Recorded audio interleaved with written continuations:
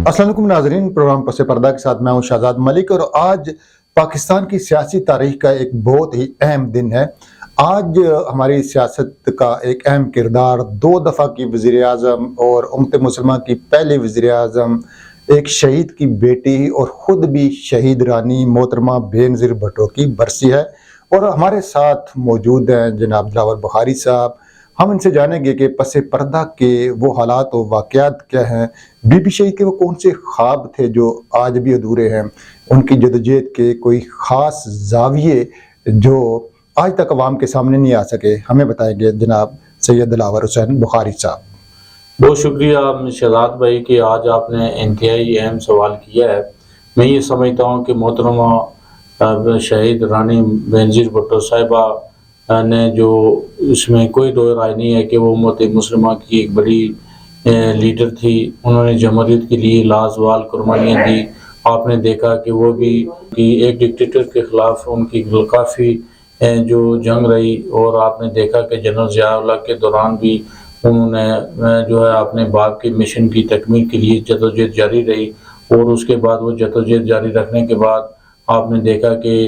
مشرف کے دوران اپنی لازوال قربانیاں دینے کے بعد وہ اسی جمہوریت کے لیے شہید ہوئی۔ یہ محترمہ بے نظیر بھٹو کا ایسا خواب تھا کہ ملک کے اندر جمہوریت آئے، ملک کے اندر جو انصاف آئے، ملک کے اندر قانون آئے، ملک کے اندر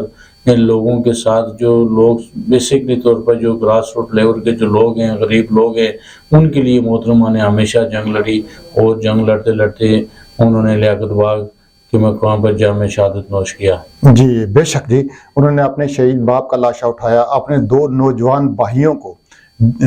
اس امریت کے خلاف لڑتے ہوئے شہید ہوتے دیکھا، اور پھر اپنی جان بھی وہ انہوں نے پیش کی۔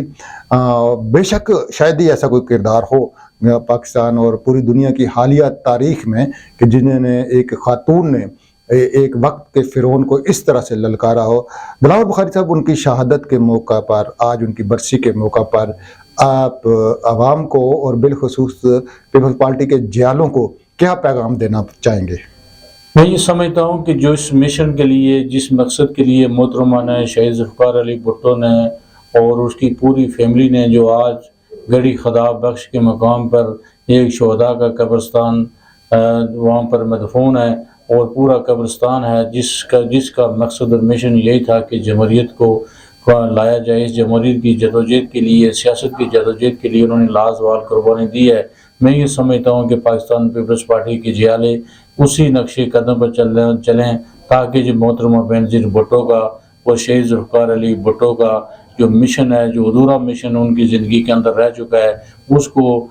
باضابطہ طریقے کے ساتھ ان کو اجاگر کریں، اور اس کو اینڈ تک لے کر جائیں۔ جو ان کا مقصد تھا، جو ان کا خواب تھا، کہیں ان کا جو خواب ہے وہ ادھورا نہ رہ جائے۔ میں اپنی طرف سے آزاد کشمیر کی پاکستان پیپلز پارٹی کی طرف سے، تمام پی ایس ایف یوتھ کی طرف سے، اپنی پوری پیپلز پارٹی کشمیر کے شہید ذوالفقار علی بھٹو اور بے نظیر بھٹو کے چاہنے والوں کو میں خراج تحسین پیش کرتا ہوں، محترمہ بے نظیر بھٹو کو، اور خراج عقیدت پیش کرتا ہوں شہید رانی کو۔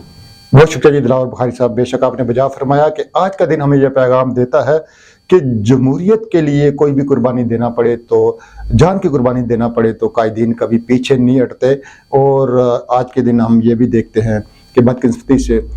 2-4 سالوں کے بعد امریت کسی نہ کسی طریقے سے دوبارہ سر اٹھاتی رہی، کبھی ملٹری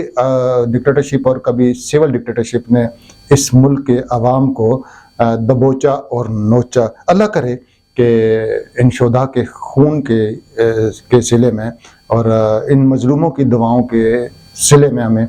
حقیقی جمہوریت نصیب ہو۔ پروگرام پس پردہ سے شہزاد ملک کو دیجیے اجازت۔ اللہ نے کے